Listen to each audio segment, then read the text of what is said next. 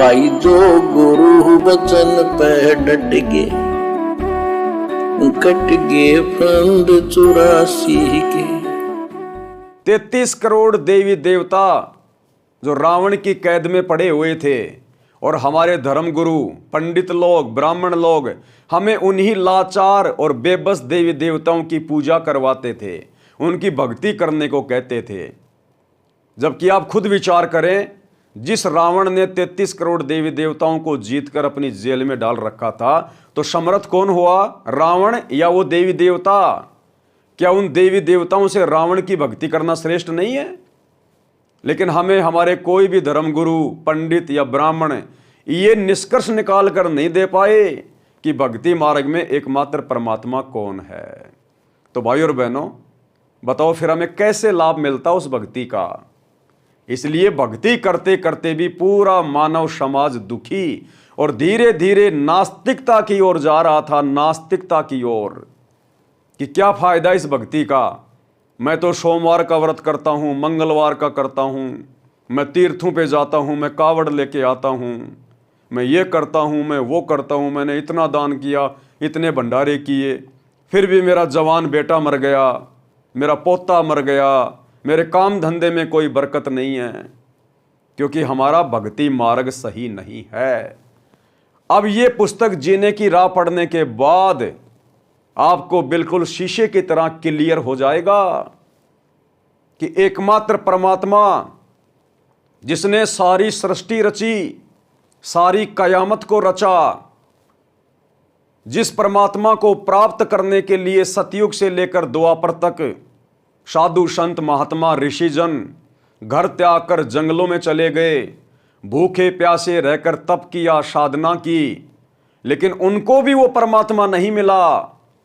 और आज इस कलयुग की बिचली पीढ़ी में, इस प्राइम टाइम में, भक्ति युग में, वो परमात्मा स्वयं धरती पर उतरा हुआ है, मनुष्य रूप धारण करके, संत रूप धारण करके, सतगुरु रामपाल जी के रूप में आप और हम भटकी हुई आत्माओं को अपनी शरण में लेकर सदा सदा के लिए सतलोक ले जाकर अखंड सुख देने के लिए, हमें 84 लाख प्रकार की योनियों के महाकष्ट से बाहर निकालने के लिए, काल के कहर से छुड़वा कर सतलोक ले जाने के लिए आज वो परमात्मा स्वयं धरती पर साक्षात नर रूप में प्रकट है, नर रूप में।